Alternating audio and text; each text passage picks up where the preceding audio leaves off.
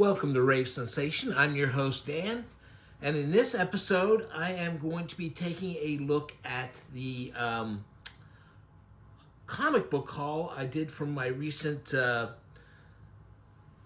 bargain bin convention. There is a convention that's held here in Maryland once a year, although the guy who puts it on did announce at this show that next year he's going to try to do two of them. It's called CHUD, Comics Here Under $1 is what it stands for. And last year I thought I did a pretty good run. This year I think I might have gotten slightly more comics. I'm not sure. I didn't really count them. And they're all $1. I paid $1 or in some cases 50 cents. There were several people who were had 50 cents boxes, and those were generally comics not in very good shape. So I spent about the same amount last year. I thought I got slightly more comics that I thought are going to be. I haven't looked through these yet, so I'm not really sure. I took them out of their plastic. I tried to keep, in several cases, I was buying like several of in the long box, there'd be several different issues of the comics right in a row. And I tried to make sure that those series were kept together for when I look through these. This is one of those things. So otherwise, I haven't looked through them. I took the plastic off. Now, some of these comics I am familiar with, so they're not going to be total surprises. But like I was starting to say is last year I got more things that I thought looked unusual or more like what I want. Because I'm really looking for 80s and 90s black and white comics by really small publishers or self-published. I did not see nearly as many of those type of things. And so quite frankly, I bought some things that probably I would not have picked up if I was seeing more of the kind of stuff I was looking for. Some of this was just so I didn't come away feeling like I hadn't gotten anything. So we'll see how this turns out today. First up, I guess I'll start with this because this is one I was kind of really interested in. This is called Sun Bakery, and it's a comic book anthology magazine. And I'm not sure who all is in. The person Corey Lewis, who does this cover, I'm not really familiar with.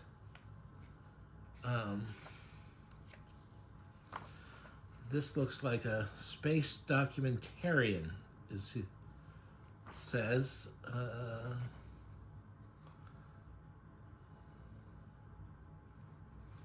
Kind of reminds me of Skelly or something like that. Very simple work.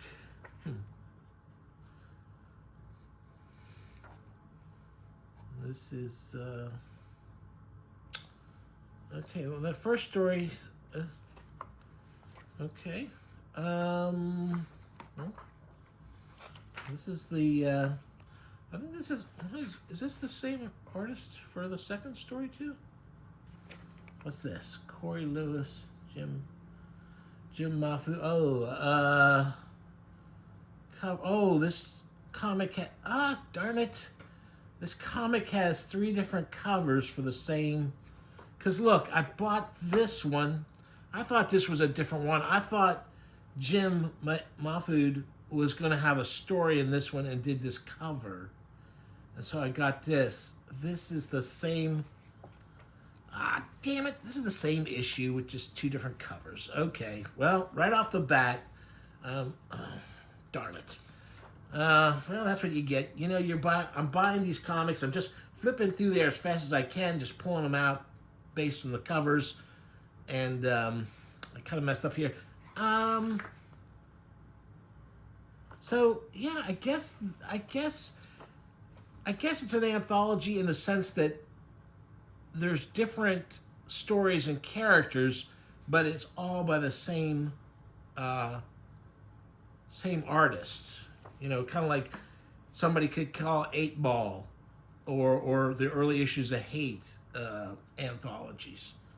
So there's Jim's cover, and yep, that's the exact same issue. Not this is not what I was expecting with these. Doggone it! And there's Corey Lewis again. That's kind of a funny. Her art is very much like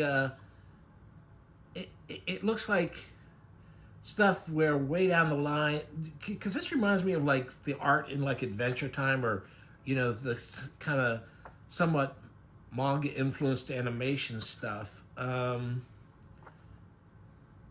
mean, I find it kind of appealing. I don't know if I'm gonna like the story. I guess the big thing is I gotta get over the fact that it's not.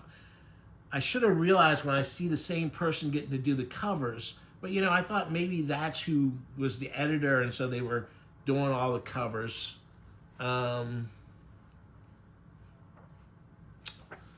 Okay, well,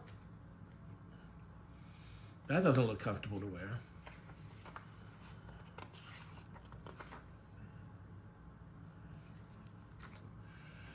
Yeah, that's so I've got 5 issues of the comics here, 2 of which are exactly the same. Oh wait,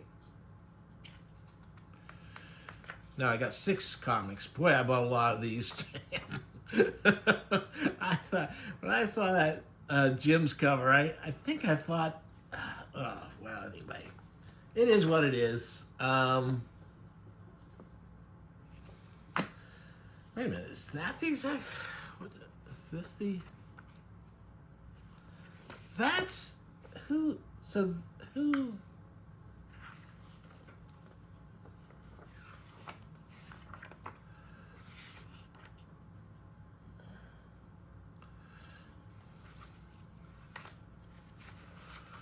See, I thought this cover was a takeoff on like Jim Rugg's cover for his character.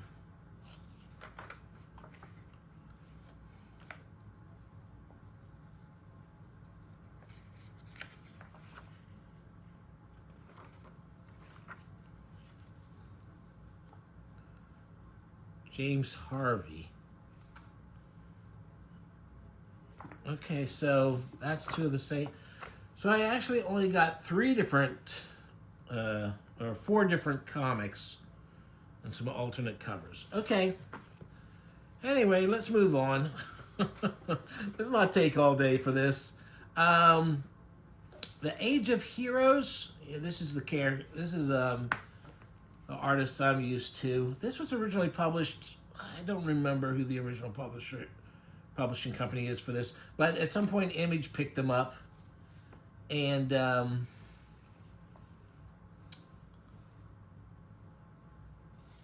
Age of Heroes Special, Age of Heroes Wax, Age of Heroes Special. All right, so let's take a look at this. I like the artist for this, John Ridgway. He's got a good black and white ink style. The only problem with these comics is I like the sword and sorcery angle of some of these things better than I like the high fantasy part. So it'll be a question of what gets the most part. Oh, here's a monster. That's the monster from the front. Ooh, mortals, die. Ooh, he's got a demon body and crab legs. Oh man, he doesn't even get 2 pages though. Come on, man. You know I want my monsters in this. See, this is great. I like this stuff.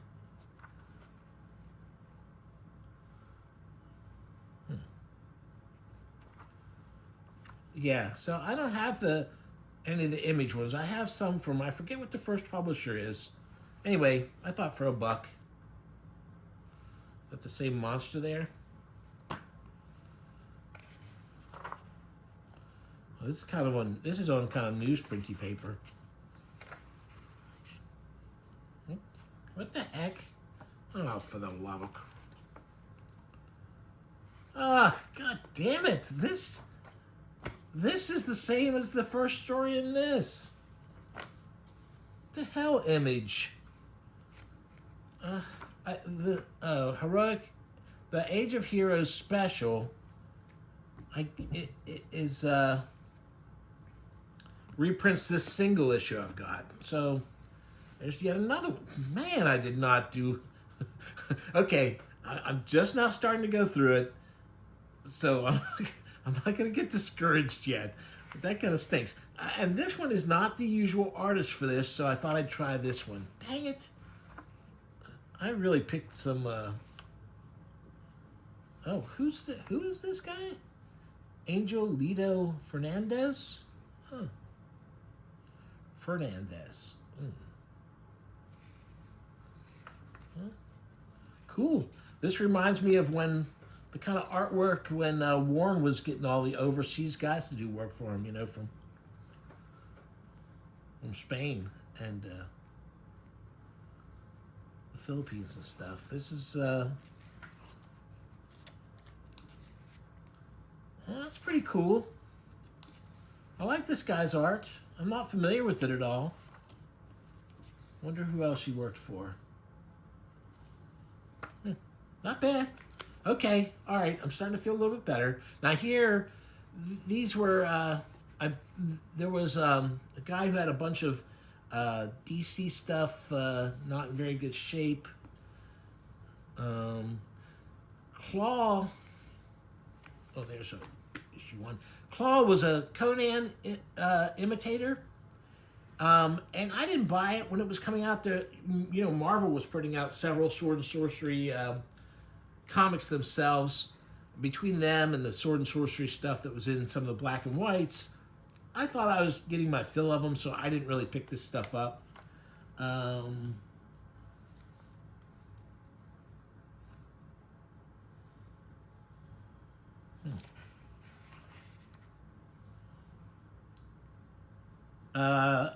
Oh, Ernie Chu? I'm not sure how you say his name. I was gonna say this is a guy. I believe he did inks for John Buscema for Savage Sword of Conan. Gosh, I wish my memory was better. I think that's what it is. He really looks a lot like him, though. The Claw. This guy's called Claw because I forget how he gets. You see his hand there. He's gotten infected by some evil, and he wears this gauntlet over his clawed hand.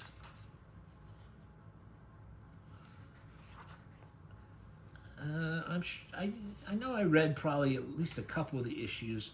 I don't really remember it that well, though. But, you know, like I said, I was grasping at straws to make sure I came away with some stuff. So yeah, I picked up a couple issues. I like that cover there. And here's Ernie again. Like I say, you know, pretty entertaining art. That doesn't really look like he's not done a very good job with the physics of what it looks like to strain to lift a big wooden object over your head and throw it, but not bad. And you know, Joe Kubert was doing a lot of covers for DC at the time, and I liked Joe's artwork a lot. But you know, his artwork was on a lot of stuff that, of course, he didn't do the guts for. This is not Ernie. Where's the? You know, that looks like Philip Droulet, I guess you say his name, the guy from Heavy Metal. That looks like one of his pieces. That's not him, obviously. Keith Giffen and Bob Layton. So, guys who I really associate most with superhero stuff. Not really that familiar with their work. I think Keith is the one who did Ambush Bug, which I read a couple copies of. He was kind of one of those smart aleck superheroes making with, where there was a comedy kind of stuff. This is interesting. Like I said, it looks really heavy metal influenced. Yeah, the color is a little wonky in some of this, but that's the printing of the times. Just is what it is. Okay, that doesn't look bad. That's pretty good. I'm glad I got that one. Another great cover by Joe, and this looks like it's the same team up. Oh, there it is. Yeah. Oh no, it's Keith Giffen and John Solardo. I know that name. I'm not sure from what. I don't know if he was another superhero guy. That's an interesting monster.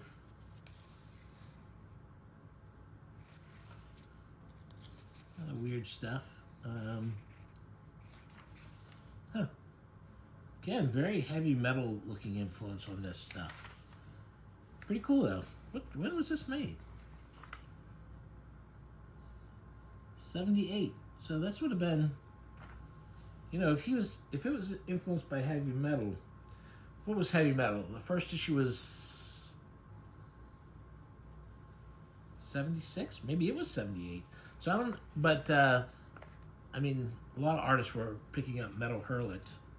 Same as a lot of artists would pick up manga before it was being translated to get inspiration. Anyway, that looks pretty cool. I also picked up, again, I'm not really sure why. I don't know anything about Cobra. Again, a good Joe cover. He's not going to be the guy inside. Pat Gabrielle and is layouts and pacing, and Lowell Anderson finished art.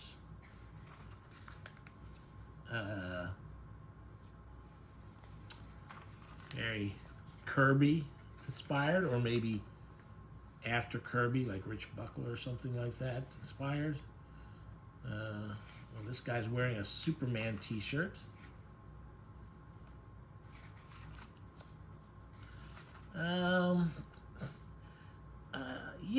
I think what happened was, I think why this fell on my radar again was I think I saw some goofy images from this comic and made it seem like it had weird aliens and stuff. And here's some certainly weird aliens. This is, the amount of pages they have in here for ads is wild. The fact that so many people wanted to advertise at the time. There's a second issue. I'm not gonna. Looks like the.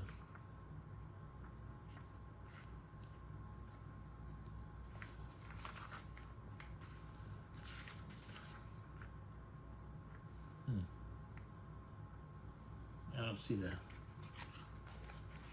credits, but looks like more of the same. Oh well, it's what it is. I picked up this. This is Epic Comics. I picked up this because it just looked weird. It looked interesting to me. This little monster here seems to be the hero of this thing. I don't know anything about this one. Mike Barron, writer, co-creator, and Mark A. Nelson is the artist. Mike Barron, of course, is famous for Nexus. I guess he's the guy who did the Badger, who I read a couple issues of early on, but I didn't really follow. I think he's done like a ton of comic work, just not much that I have. The reason I like Nexus was because of Steve Rude's artwork, not really because, the writing's okay, but it's the artwork that took me there. Huh. Little lizard guy with tusks smoking a cigar.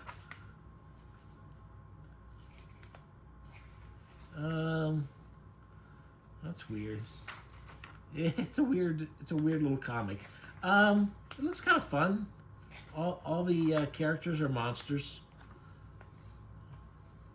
I picked up a copy of. I didn't realize that it's the first issue of the Flaming Carrot comics that Image put out. Flaming Carrot, you know, I'm not.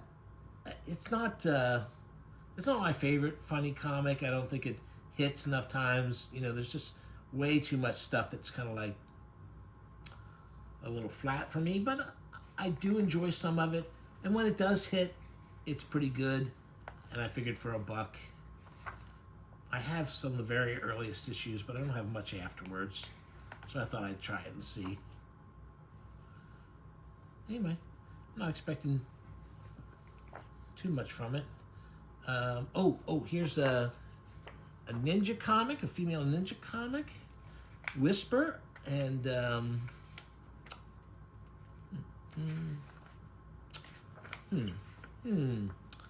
this interior art.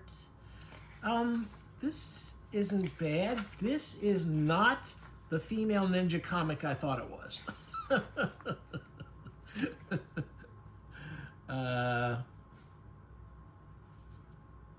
That's an interesting. Damn.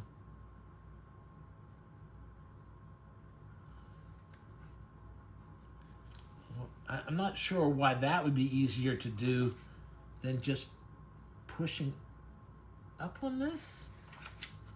Just,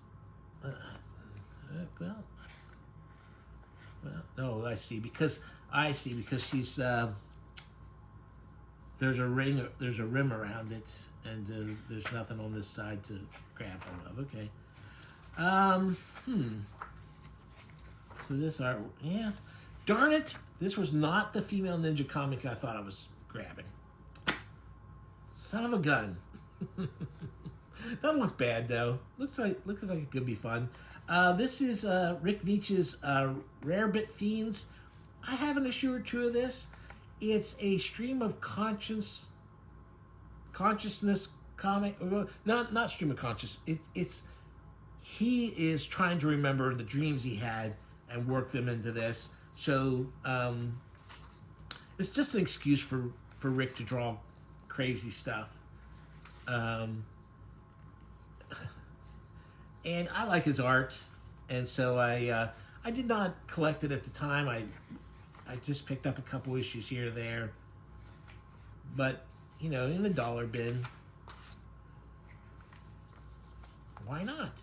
I got 2 issues of it, and this is ooh, that's cool.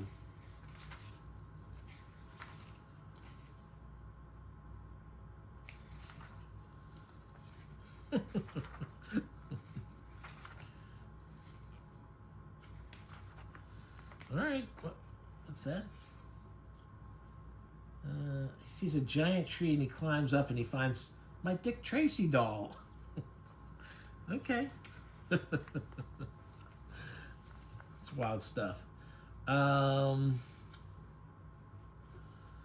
So here's Blood Harvest. This was a vampire comic I got. I saw these. I swear it was the same copies I saw last year. I bought like one of them. I thought it was interesting. God, I hope I didn't accidentally. I hope this isn't the same one, because I remember the covers, but I didn't remember which one I bought. But I thought because this one was still in there, but yeah. So it's a black and white vampire comic. The issue I had a pretty good amount of bloody action. This does not seem to have quite as much action as I would hope. But here's another issue.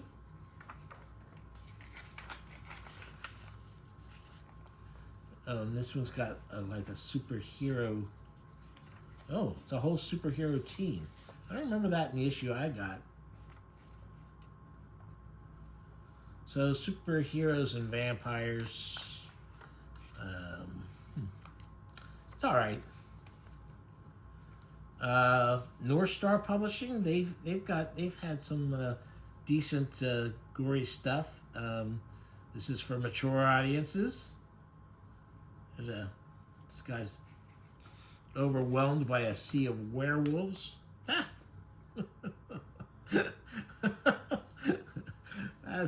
That is a wonky pose for that werewolf. What the hell is going on?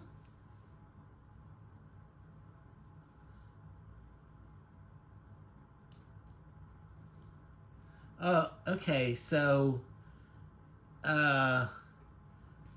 he's in the light of a vehicle. A werewolf comes up. He jumps out of the way, and the werewolf gets hit. This is a bus window, so that's him. That's the werewolf getting hit by a bus, and then he's just hanging on to the side of the bus.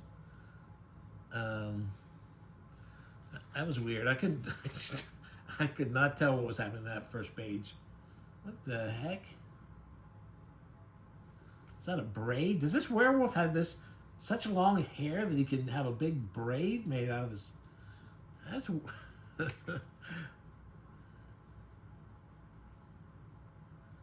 What? This guy's interrupted while he's in the shower by a werewolf, and he's gonna fight it with a shower curtain rod. There's a vampire with a hefty chest being having a stake driven through it. All right, well, I think I got the gory black and white comic I wanted. It looks super weird. Is it a... Okay, this looks like a different story. Okay, so it's an anthology. It's weird. Not bad. Here's Michael Fife's Copra. Now, the stuff in number 4, I don't collect the comics of this, but I do have some of they put together trades as they come along. And since I had gotten started kind of late, I picked up trades first. It's an interesting comic. You know, he's got a very simple style and does, and the color work is unusual for it. See here? The reason I picked this up is because I was told there was stuff in the back of the comics that is not in the trades. So let me just let you have a look at how this looks, and then we'll go back and see what is in fact. I mean, I don't really see any back matter of any consequence in there. This is an issue. I don't have this in the collected ones, so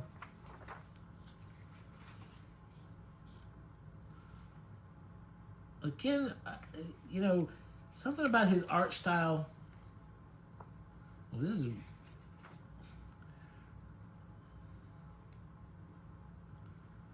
these are an action scene in all in full page illustrations.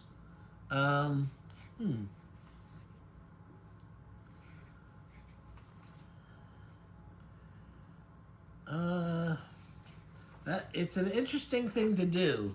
Is this the whole issue?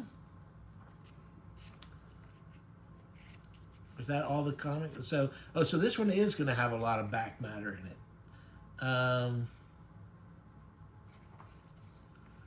Well, it's got some.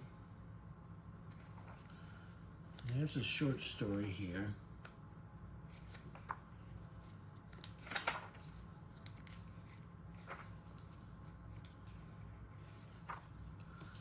Okay, well,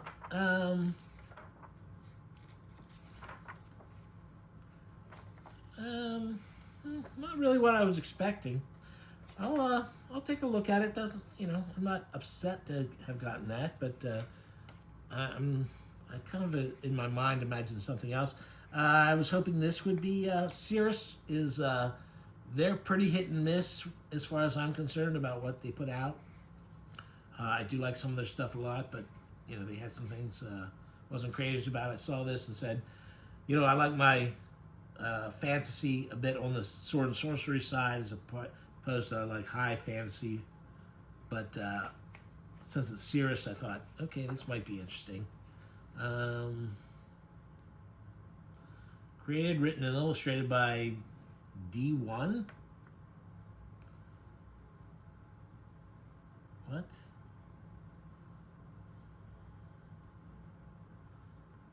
D. I'm not sure who. I'm not sure who the artist is on this. This is a weird. It's a weird thing. Not traditional inks. What is this? Is this a? Is this all done in like a wash or something? What is? I'm not sure about this. Well, it does have a lot of strange creatures and weird stuff going on.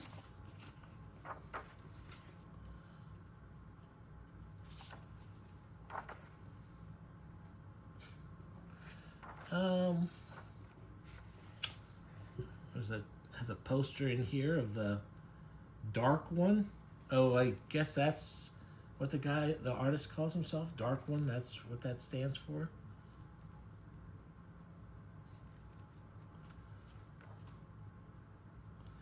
Yeah, I'll take a look at it. Not terrible. Okay, London Nights, London Night Studios. It has done some really interesting stuff. Tim Tyler has a lot to go on with that, and this is his cover. Oh yeah, I was gonna say it looks exactly like his cover, but there's his. So this one, created, written, and illustrated by Tim Tyler, and even Tim, some of the stuff I like, and some leaves me a little cold, but this is Ratsbane, The Dark Empire, Book 1. So here's some of it. I think his art is pretty fun. Nice black and white work.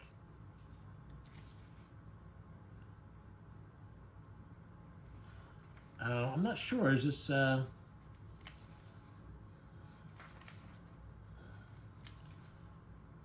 not getting the exact vibe of what might be going on here just from flipping through it like this. What? The Sam Hain gang. Chaotic trash.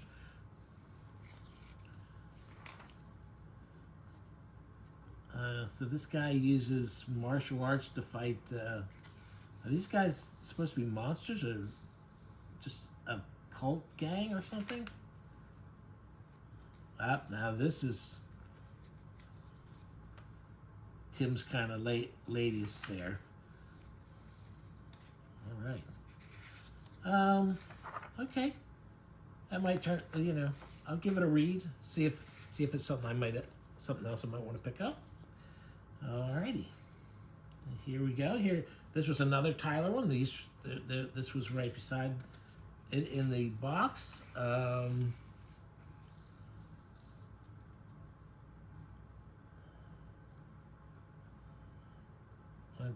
not sure who the publisher of this is.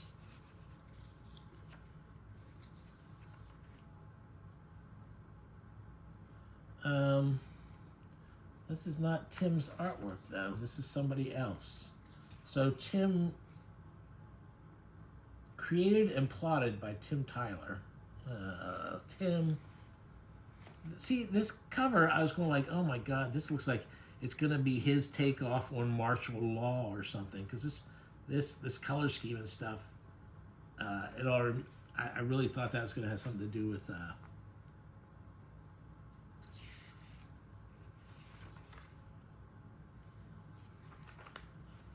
martial law. This is not bad art. A gory horror comic.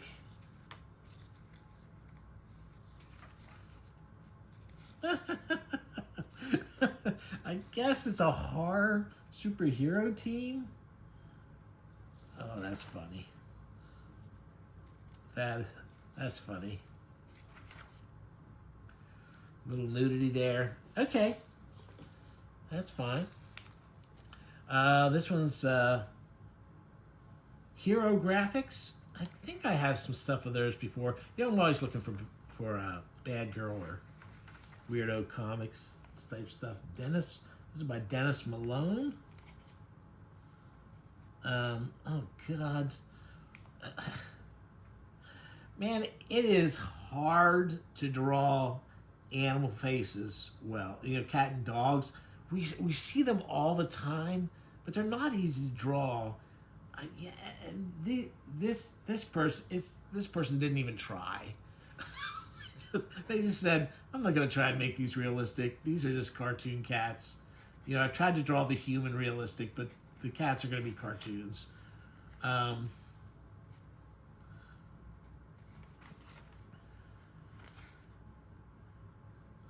There's a... What the hell?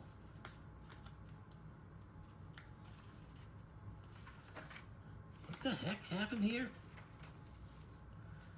Oh.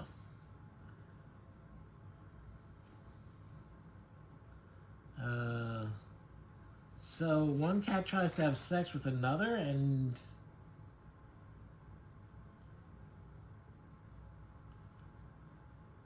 I don't know what the heck's supposed to be happening. Did this lady pop out of one of these cats? I don't know. Anyway, so sexy superheroes and villains.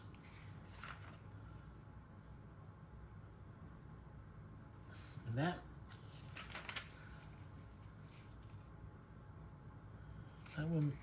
that woman has the head of a cat. That woman, and Tigress turns into a tiger.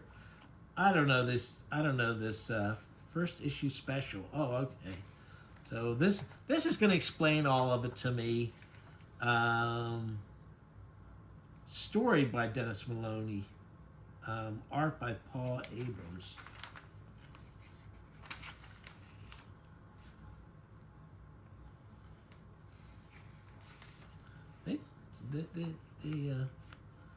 This is yeah, the art styles are pretty similar. I guess that's why they hired them. Oh, there's the cat-headed lady. Oh, and this lady sucks the life out of this one and turns her into a mummy. All right, I'll give it a look-see. Oh, this one I had high hopes for. This cover looked pretty wild. Night Cry #2. Don't know anything about this. It's for mature readers.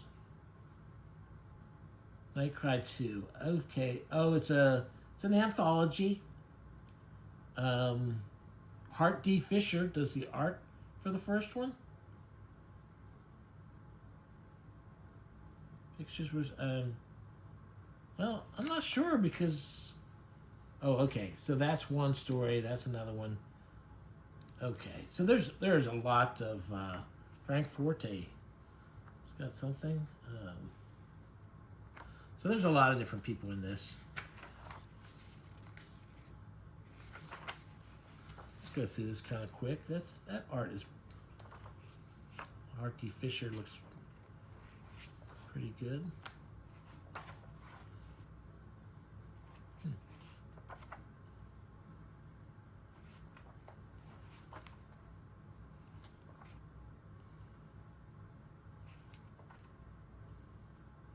Oh yeah, here's Forte.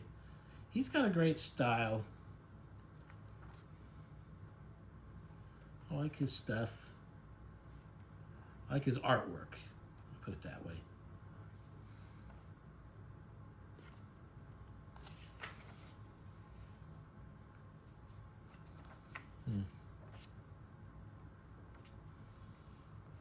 All right. Well, I mean, this is that's interesting. It was worth $1, that's for sure. Oh, I also came across, now I have these Wally Wood stuff. I saw them for $1 though. I know I have this in my collection somewhere, but I figured I'd go ahead and pick up another copy. You know, this is Heroes Incorporated canon. Wally Wood did this. They were made to be sold at army bases, and you know, in the stores there. And so they're kind of, it says amazing adult adventure, but you know, he did some stuff, much sexier stuff, quite frankly, for some other army publications than this. I don't know if it was because it's in a comic format. You figure kids might see it, but there was a warehouse find of so many of these, so they're one of the few Wally Wood things that's really, really easy to get cheap. It's not bad. It's kind of like men's, you know, there's a little bit of men's adventure kind of stuff, pulpy adventures. There's a little bit of sci-fi. You know, it's not believable at all. It's really cartoony action. I think if you really wanted to make it appeal to a slightly older reader, he would have been more realistic about it. But it's fun. It's fun. It's Wally Wood art. Terrific action kind of stuff. The you can see here the woman's you know, showing off a lot. That's what makes it. And he knew how to draw a tight sweater or top or whatever. Wally liked these characters where the character looked kind of like a kid. So this is like a little superhero type team with these three. A pretty girl, the little mutant guy. I can't remember the exact story for this one. But if you're wondering, yes, they do save the day.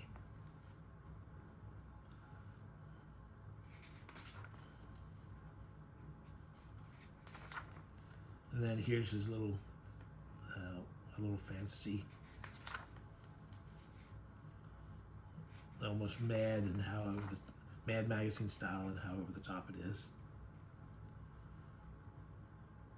And he did Prince Valiant parodies for Mad magazine, and that looks very much like it. So anyway, yeah, I have it. There it is. To be honest, I hadn't read it in so long. I don't really remember how much that much about it. Here we go, Thunder Agents. More classic Wood. Now these are these have a modern cover on them, but then they I thought these were the ones that had new covers made, but were classic Wally Wood.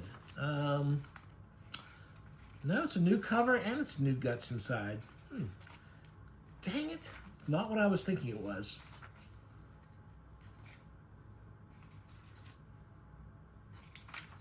Okay. All right. Oh, but this one says classic. Okay, so it is the same publisher. But some of them have, say, Hall of Fame. God bless it all. Dang it. Dang me in my... Boy, I must have been really zoned out at this stuff. It was really hot in the place where the dollar bin was going. As a matter of fact, did I already say this at the beginning of the thing? One of the biggest dealers there left early before I had a chance to look at their stuff because the AC could not keep up with how hot it was in there, and so they just packed up and left early, and I didn't even get to look at their stuff. I might have found more decent stuff, but oh well. Okay, so this is what I thought I was getting with this. With this one, I thought I was getting. This is what I thought because I knew this publisher had done this, but obviously I didn't remember all the details about it. So they did reprints, and they did new stuff. And this is good stuff. This is the Reed Crandall stuff. Oh, that's good. Look at those. Jesus. So good stuff. That's a good one. Definitely worth $1. And this is in Dracula. There's one of the chapters. Dracula. In case you haven't actually read the novel Dracula, and you should because it's out there, it's easily available. It's kind of like a found footage thing. Everything is told from it. Things are told through letters, through newspaper articles, through journal entries, and the whole trip across on the boat is just one small chapter.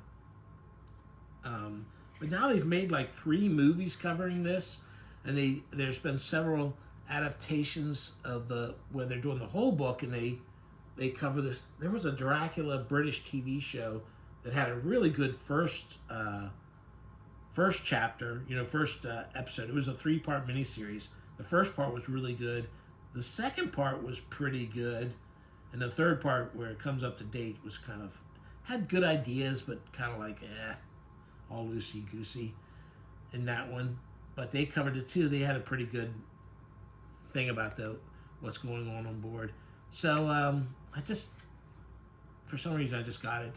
I wasn't sure, what this was going to be like. Kind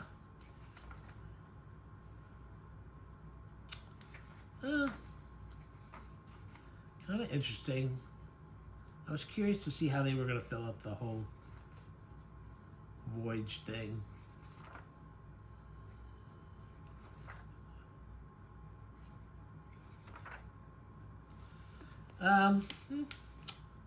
Okay, I guess. Razor, this is another London Night Studios.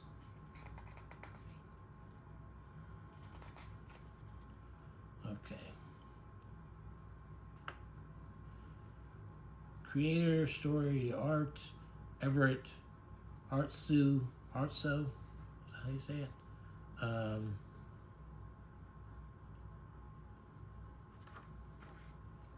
I wasn't familiar with this, but like I said, they've done a lot of stuff that's pretty fun. This person who did the cover is not the same. See Harrison on there, artist.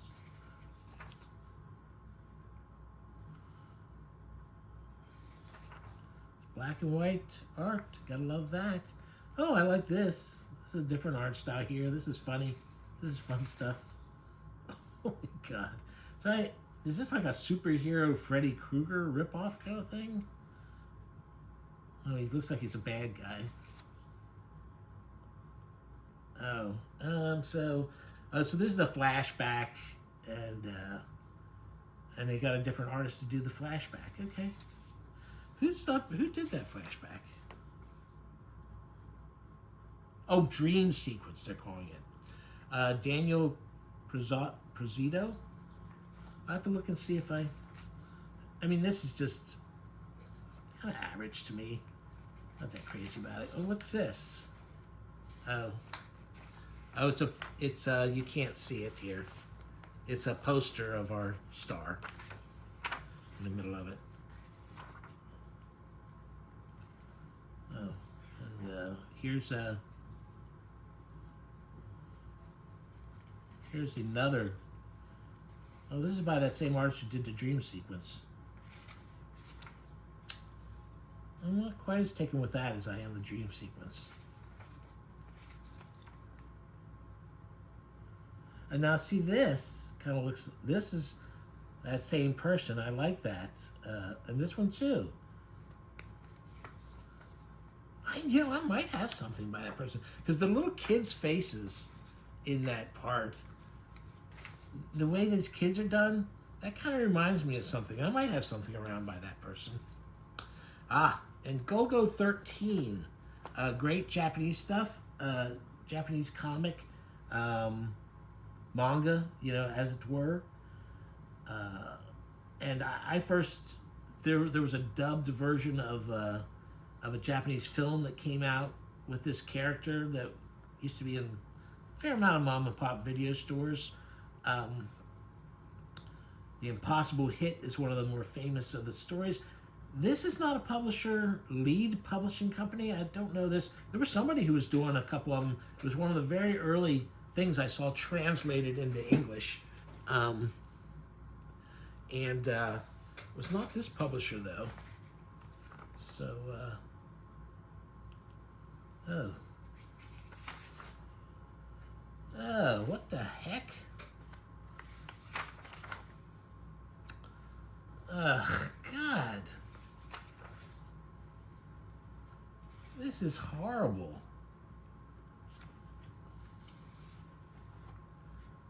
Man, this totally messes up. I mean, here's some lines. Here's some blacks that look okay, but what the heck? Lead publishing? Why is this so terrible?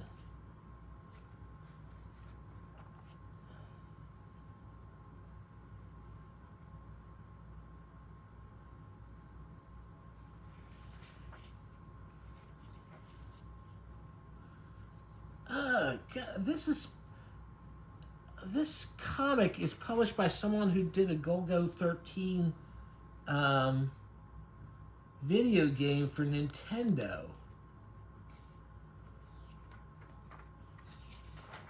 Nintendo's got an ad on the back of this thing, and this, oh God, this is really crap. Oh well. This actually, that same story though has been published in a decent format. I just thought for $1. That sucks. Don Simpson. This is I really like his art. Generally, you know, I've never been real thrilled with his kind of parody of superhero kind of stuff. But you know, that's just me. I've been seeing. I see his booth set up at Comic-Con Baltimore Comic-Con the last 2 years. I don't know if I'm going to it this year or not. I've been going, you know, I got something else I'm going to, I think. This is the first issue of Bizarre Heroes. I don't think he self-published the first issue anywhere else. So I think this is really the first one, this kitchen sink one. This is the one, it's not, I don't think it's meant to be a parody. I think this one's played pretty straight. And like I say, I do think he's an interesting artist. So I thought I'd give it a go.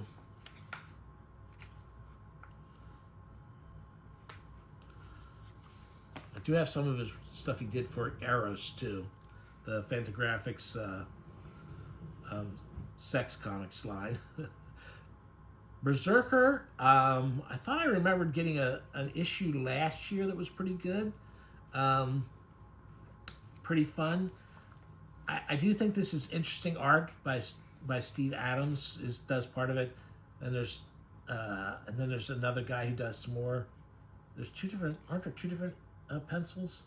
No, two different inkers. That's what makes the difference.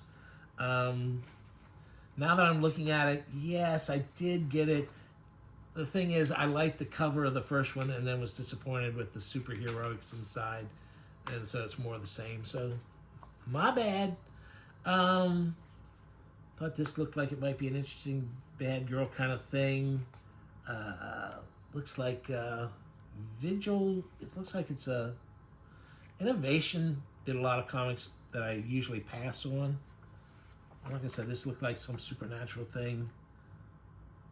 I take it that she's a vampire or something, or maybe she's a sorceress or something.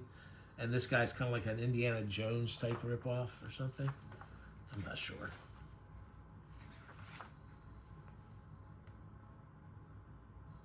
No, she looks like she's... Well, on the cover, I mean, in this story, it looks like she's just a regular human, too. So I don't know. They're meeting up with some voodoo-looking guy. Maybe she's going to become something else. Oh. a heavily Xeroxed pyramid. Photo of a pyramid, it looks like. Well, there she's... Is that the cover? Is that what she's wearing on the front? somewhat.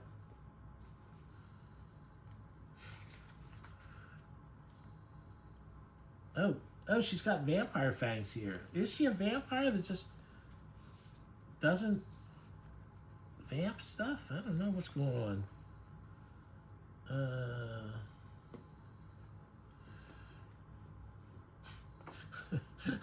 Roar. So she's a vampire. She gets stabbed with a bone knife as a sacrifice, and she...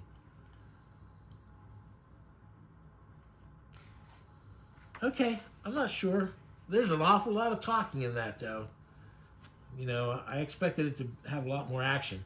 This I just bought. I know I had this. You know, this is something where Steve Drew did the art, and I don't know that I still have the comics. And this is just a collection of the comics. I think this. I don't think this guy has any superpowers. I think he's just like a stunt man or something who dresses up and fights crime. Oh, he's circus acrobat or something, and that's why he's.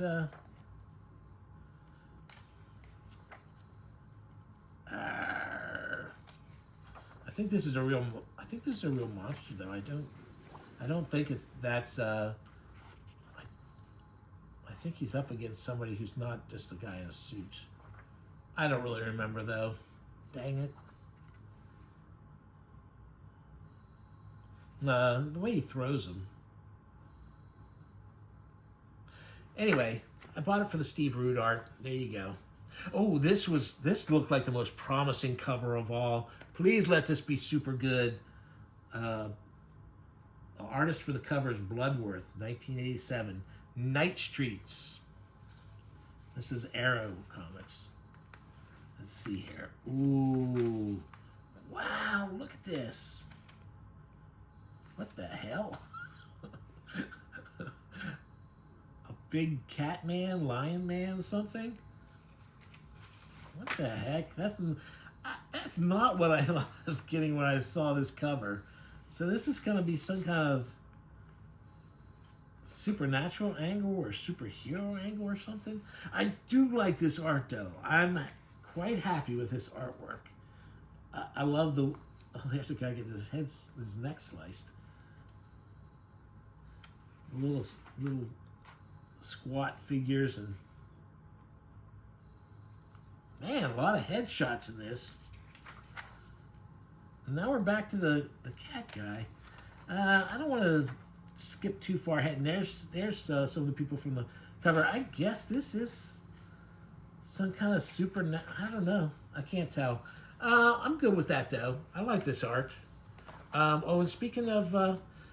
Crossed is a series. They had this. It's a graphic novel, really. They had it in the dollar bins. It was there. I have the first graphic novel. I didn't realize how many they had done over the years. They've done a ton of them.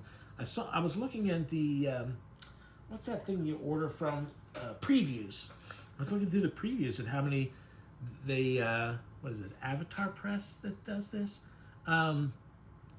They've done a lot of these. So anyway, this was written by Garth Ennis, the original guy.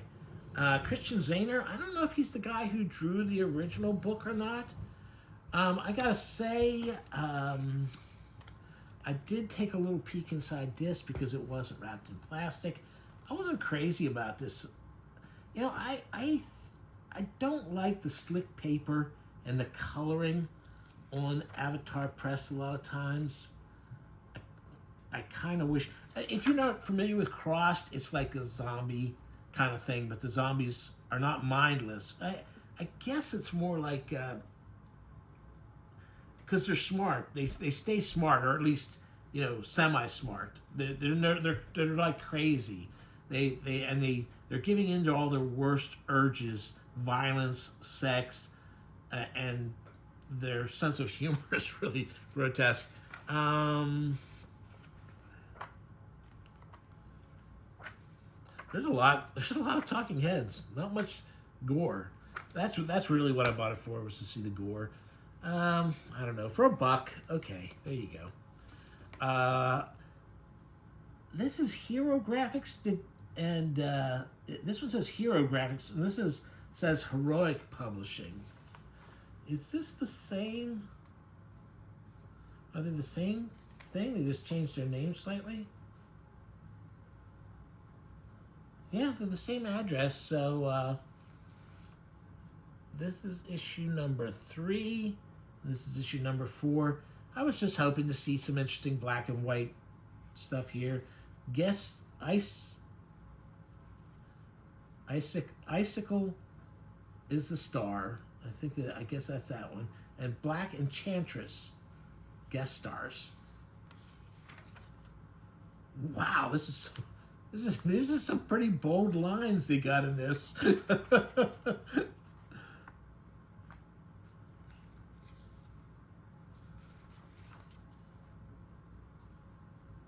Man, this kind of looks like the work Ken Landgraf did for John Jacobs for like Dr. Peculiar or something, because this weird kind of pin-up-y way they're looking at these women and the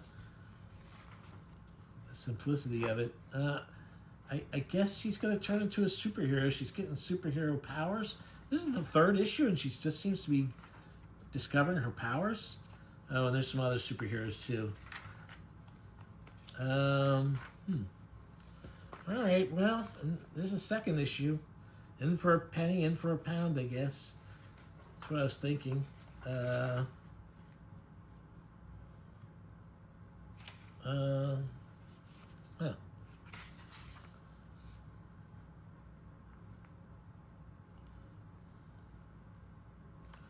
Who's the artist in this?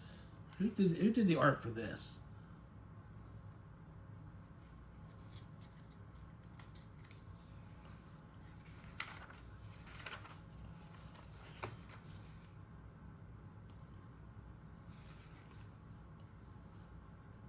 Oh, story Dennis Maloney. He did that other good girl, bad girl, whatever stuff. Only he's not doing the artwork in this. Lou Mana did the artwork. I don't know that name at all. Prologue.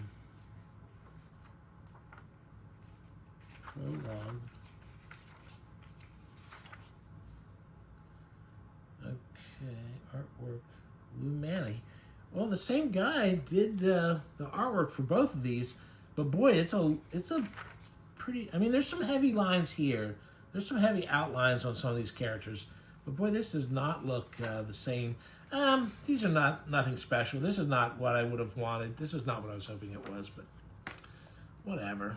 And this is Heroic Publishing too, so it's probably going to be more of the same kind of Lady Arcane. And this one's written by Dennis Maloney too.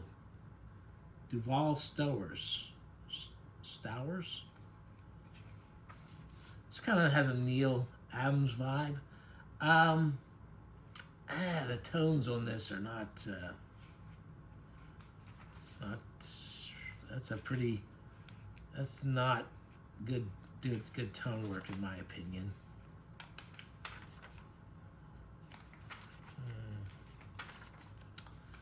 Damn it. Boy, I was really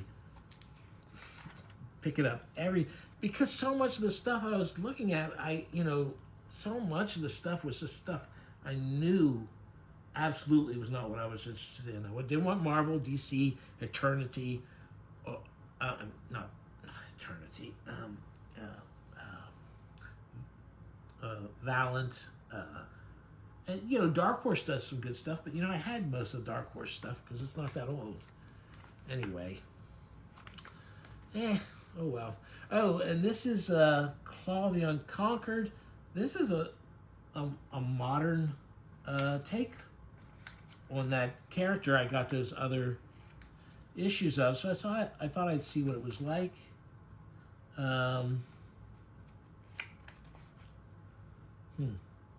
This guy had visions of monsters and plucks his own eyes out, it looks like. Here's Claw, our hero. Looks like he's killing himself a Viking there or something. There we get to see his gruesome. Oh, there you go. There's your Red Sonja crossed with Witchblade.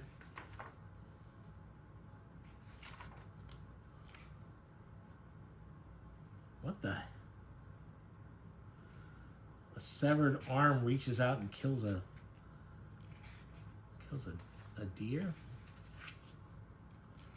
I don't know. I'll take a look at it. Here's Hench Girl. I saw this. I thought my middle child, Carter, might be interested in this. It's got that kind of modern kind of graphic novel look to it, although I'm sure it's not that modern. But something about it made it seem like it was going to be better than most of that modern stuff. Kristen Gudsnuck, issue 1. Is that who's, is there a date on this crazy book somewhere? 2015, so that's pretty new actually. So this is during this, you know, when that kind of rise of this art style, but not very, this looks much better. This is what I was hoping it would be. I think Carter is really going to like this. Wow, a lot of variants. Not afraid to do backgrounds and set the scene.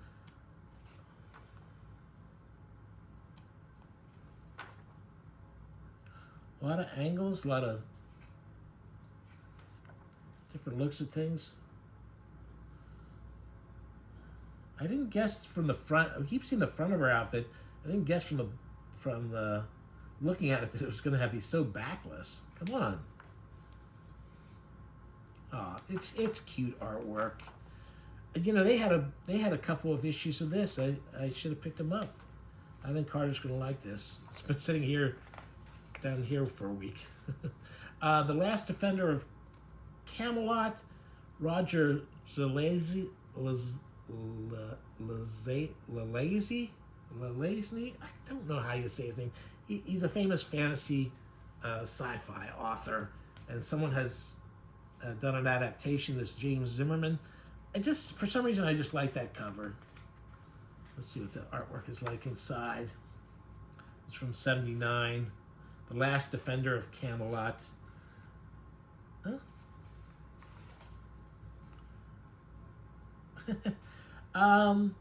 This is fun artwork. This is fun black and white stuff. There's a lot of work on these pages.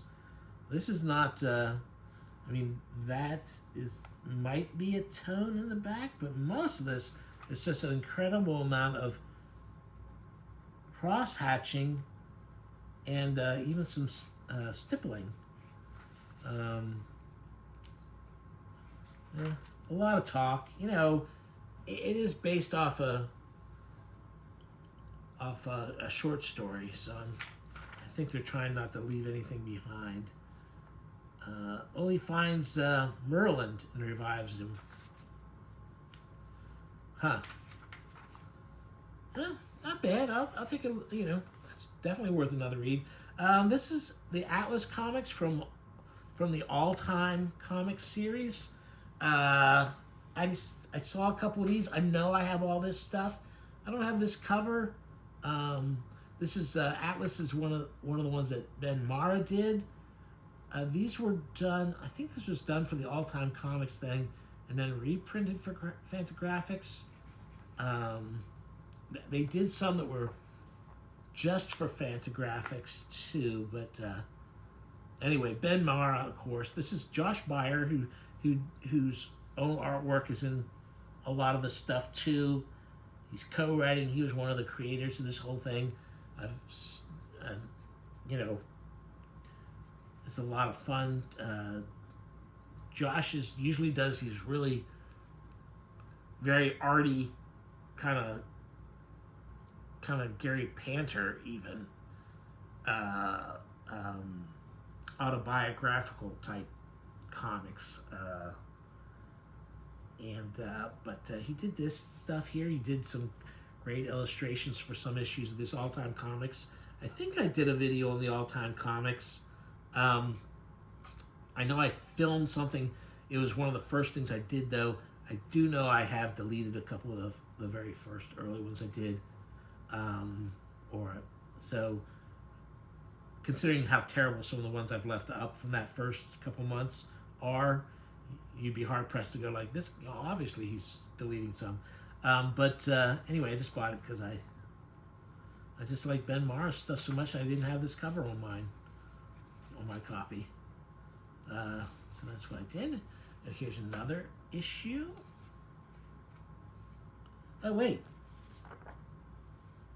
Oh, damn it. This is another issue 1.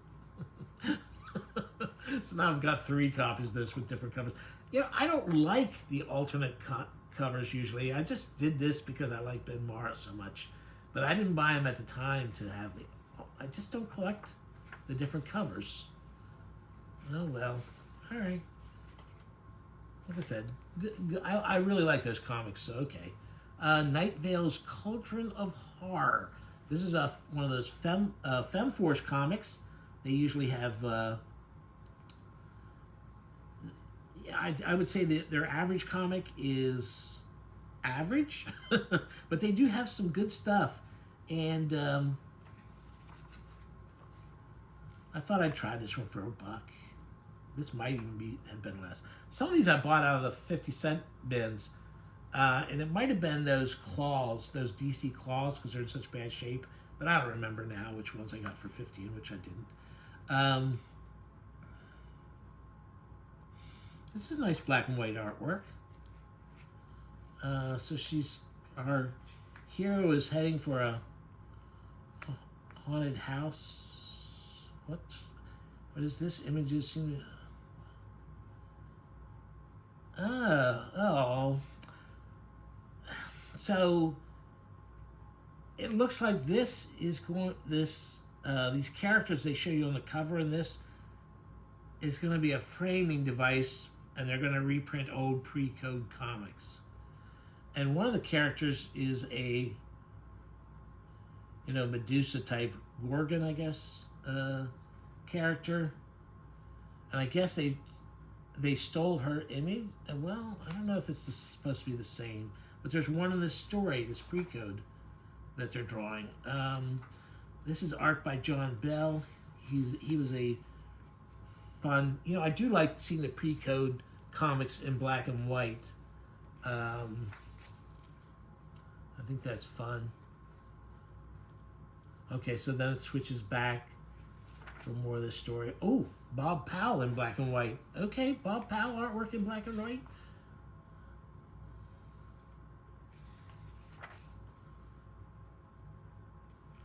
These stories don't look like they're anything special that they decide to reprint. I don't know how they decide on them. Map of Doom. Very early Joe Kubert artwork. This looks more like, oh, I was going to say something, but it reminds me of another pre-code artist more than it does Joe. But why make myself look foolish by saying it? I mean, good Lord, that looks like Ditko's Crazy People.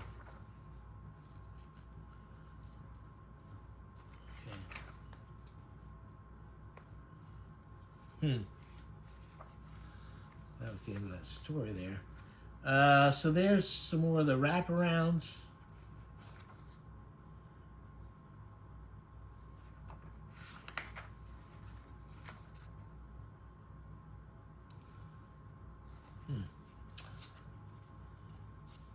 Okay.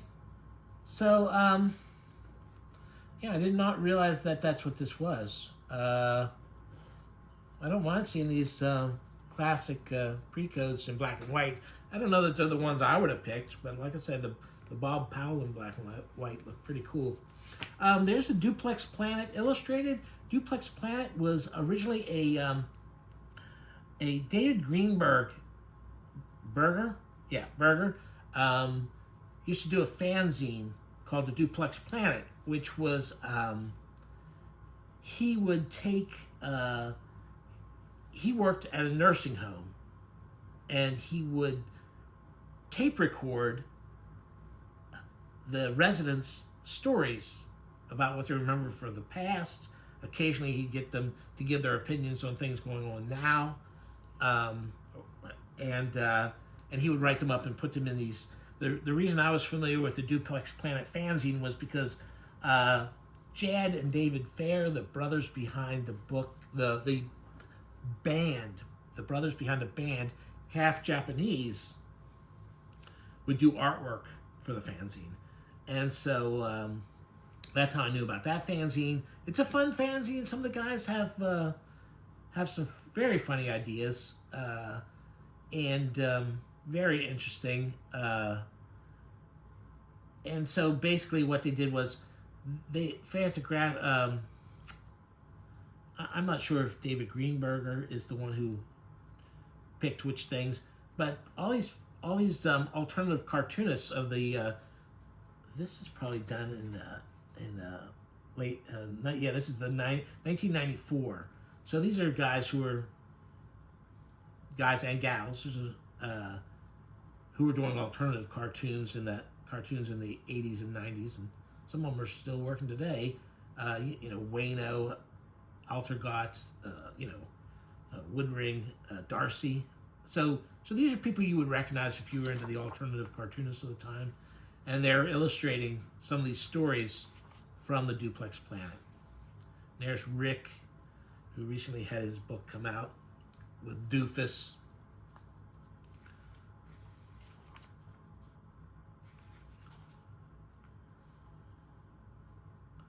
There's Dame Darcy. Dame Darcy has a fun, scratchy style that's pretty cool. There's Wayno. So anyway, I have a couple issues of that. I didn't really, in a lot of cases, I didn't think it was necessary for these things to be illustrated, but it's not bad. It's fun. So I'm glad to have that. Here's another North Star comic. This is called The Hunting. It looked like another monster comic. Nice black and white artwork.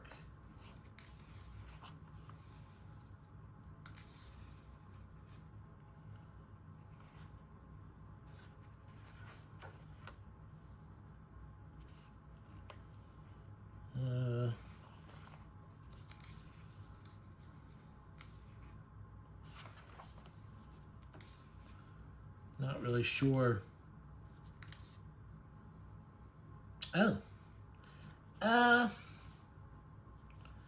What was that werewolf comic I was looking at earlier? Those looked like the werewolves from that. And he was riding in a crazy bus. What was that?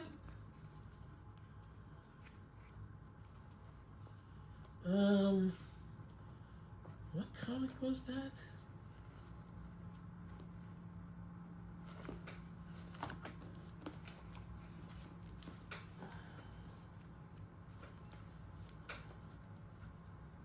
Slash, this is it.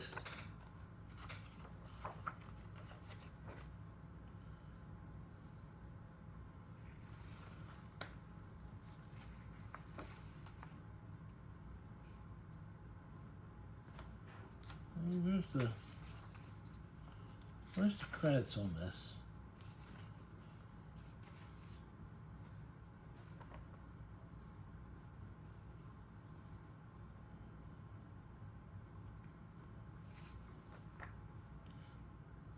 Oh, yeah, Demit. Okay, so,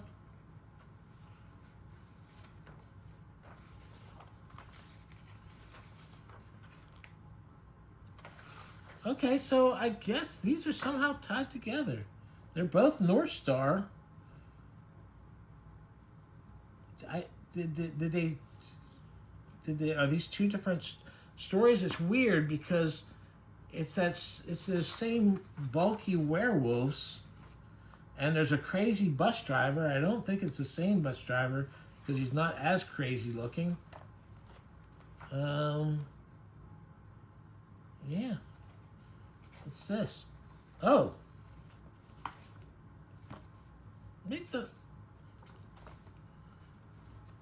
That's that's the cover of this issue as a poster in this. Okay, I don't know. I don't know anything about this, but oh, look at that cool monster. Oh, so this sexy girl he's been hanging with all this time turns out to be a monster. Oh, there's the braided werewolf. Wait, these pages. Well, it's not the exact. Well, there's the thing about the werewolf getting hit by the bus. What the heck? I don't know what's going on with some of these people. This is crazy. Anyway, let's keep going here. Make sure I'm still recording, okay? So this is the Howling #1. Howling, Revenge of the Werewolf Queen. Now, most of these movie to comic tie-ins are pretty lame. You know, they get the rights to them, and then I think a lot of times they said, oh, do we have someone here who would be willing to write this, and someone willing, or even if they love it, I don't know, but most of them I look at and I'm just not interested in.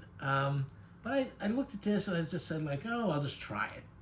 You know, I'm sure there are a lot of these adaptations that might be interesting to me, but it's hard for me to get past the modern type of printing, the paper they use, and the coloring. I mean, those are the biggest hurdles. And so even if it seems, you know, it's hard for me to just flip by, notice it, and say, yeah, I'll get that. It just is. And so I'm probably missing out on some things I'd really like. But, you know, if you have any of these movie adaptation tie-in things that you think are worthwhile, let me know in the comments, okay? I'd love to find more that I like. In the meantime, I kind of like this cover, and The Howling is one of my favorite movies of all time. But, you know, here it is. It's just the usual kind of... I mean, don't get me wrong. I get that this is the way coloring is now, and that the people, most people enjoy it. It's just not for me. It makes it hard for me to enjoy it that well. I'd rather see most of these things just done in black and white with, you know, the same thing that lets you do these colors. You should be able to manipulate tones, you know, for your black and white. So, because I get the way you do color now. Carter, my kid, can change things so quickly, their drawings and stuff so quickly, just by going backwards to the layer they want to change. So I get that the way they do color now can be, you know, can be quick and very and much easier for people to do. I'm not saying less you know, there's not an art to it, but I can only think that probably the black and white could be done the same way. There you go. But I guess maybe people know, maybe there's nobody who wants to see anything in black and white, because there's very few of it done anymore, except independent. This transformation looks pretty good. I like these. This is a pretty good interpretation of that. It's pretty far into the book before we get to any werewolf kind of stuff. Oh boy, a fake jump scare, just like in the movies. Oh, there's the werewolf. That's a pretty good werewolf. That is not bad. Oh, and there slams the head off with one slice. To be continued. So that's number 2. Oh, here we go. Here's some uncolored work. Yeah, so they know there's going to be color, so there's no tones done here. So this does not look ready to be published. But if you did tones on it, I don't think you would need color. I think this could look fine. I mean, I'm not crazy about some of what's going on here. Oh, I get it. Because it's hard to tell what was supposed to be happening here. I get now that this is a picture being pulled off a wall that was hiding a wall safe. And I guess if I had seen the page that happened before this, that would be quite understandable, but didn't really track for me. And here's the alternate covers. Ooh, those look like pretty good werewolves too. And there's a takeoff on the movie poster. Huh. All right. Again, what did they say? Is that how many different covers? Cover E. That's just a bit much. Okay. Apama, the undiscovered animal. Ferocious first issue. I just liked. I like the way they did the color on this cover. I like this art.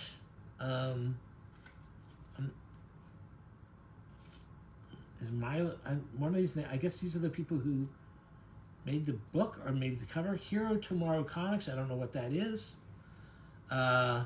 Looks like pretty recent. 2018. Benito Gallego. Is that who that is?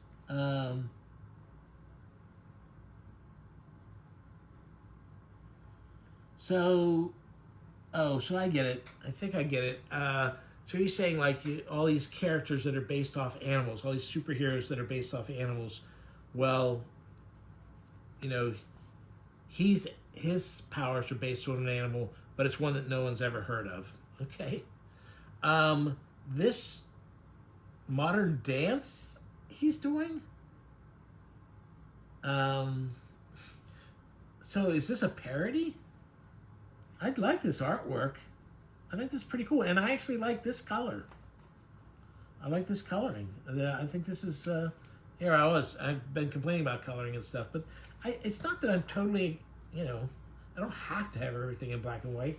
I just don't like the way most things are colored these days.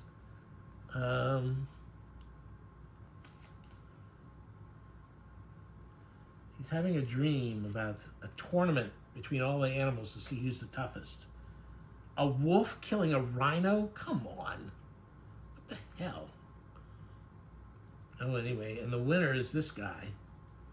The animal that no one's ever heard of. He wakes up from the dream and he finds a cliched medicine man. A mummified body of one.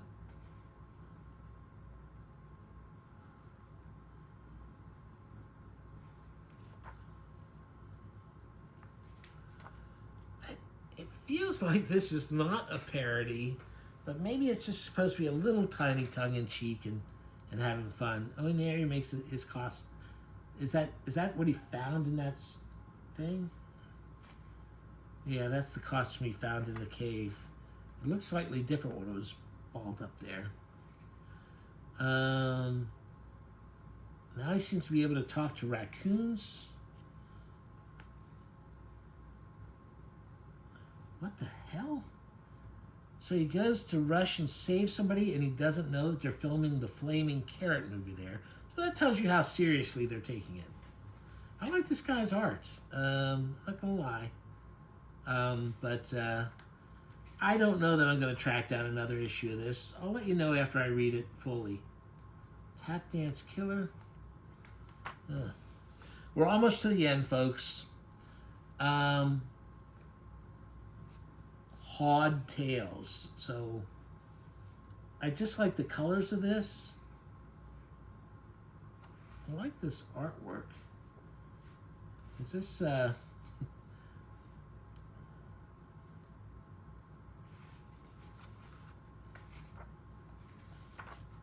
that's a cool monster face.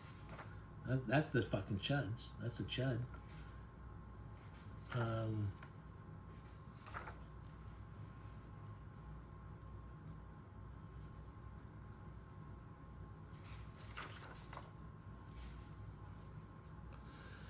Is this title supposed to be white guys doing black lingo kind of a joke? I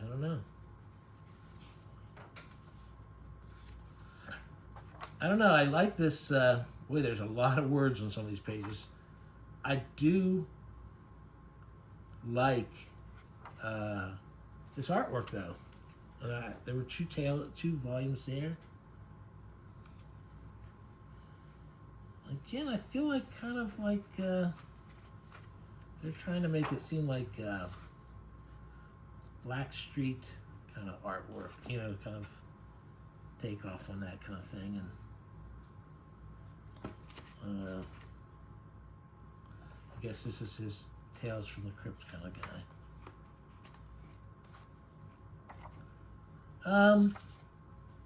Interesting. Might have to look and see what I can find out about this guy.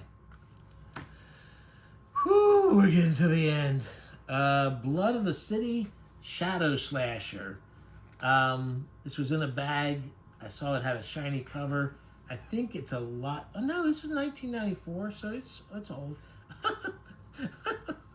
Oh boy, little kid faces are just as hard to do. Little kids are hard to draw. This is a very 90s comic faces. I think that's Cobretti, the movie Cobra. But this looks like it's just a Spawn ripoff.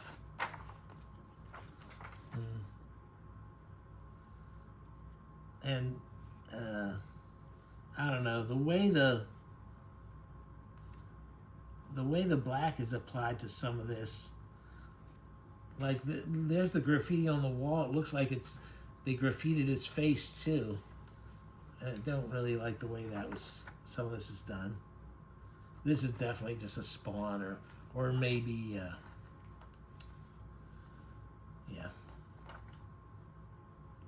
not bad. I mean, not terrible. I don't know that I'd track down more.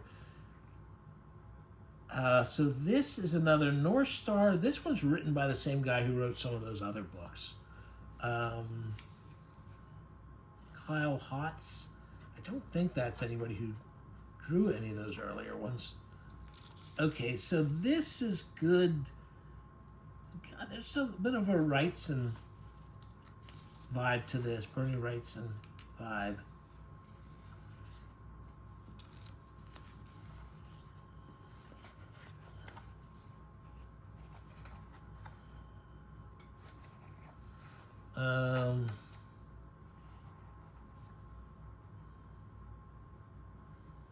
So there does seem to be monsters in it. Cold-blooded. Huh, not bad. I don't like this. This is another North Star one. The guy standing next to me at the comic thing had already picked one of these up. And so when I pulled it out to look at it, he goes, "Oh, that's a good one."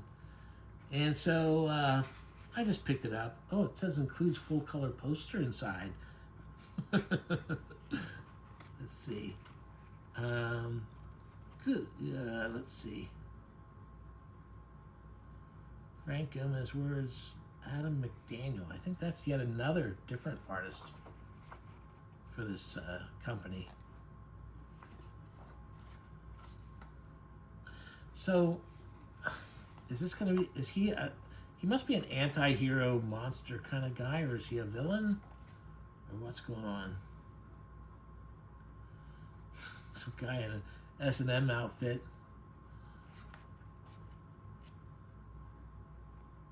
I'm not sure what else going on. Oh, there's your poster. That's the cover. You can hang that up on your wall. I think the guy goes to hell and now he's being cooked by demons or something. I don't know. There we get a look at a toilet in hell. Huh? Okay. And finally, the Dark Age. I really was hoping to find a good sword and sorcery kind of thing. I don't recognize Red 5 Comics, and if I flip through one at some other point and I don't remember, but some of you guys seem to have memories so good, you can point it out to me if I'm wrong. Oh. When is it? Oh, this is from 2019. um. So yeah, this is this certainly doesn't seem to be sword and sorcery at this point. Oh, is this a post-apocalyptic thing? And that's the Dark Age because there's the Washington Monument and stuff. What was I thinking? Of course it is. You know, I was really thinking someone was just making a castle that looked like the Washington Monument. That is exactly what I thought. But I wasn't gonna say like, oh, that's stupid. It's a good thing I didn't say how stupid because that's not what they're doing. That's not just any old monolith. That is the Washington Monument. And they should have added a little bit more to it to make it. Maybe I'm missing something in the below part. I thought this was a little village down here, but if so, I'm not sure what that is. So, okay. Anyway, all right. So people trying to survive the apocalypse. Oh, looks like they're being attacked by cannibals.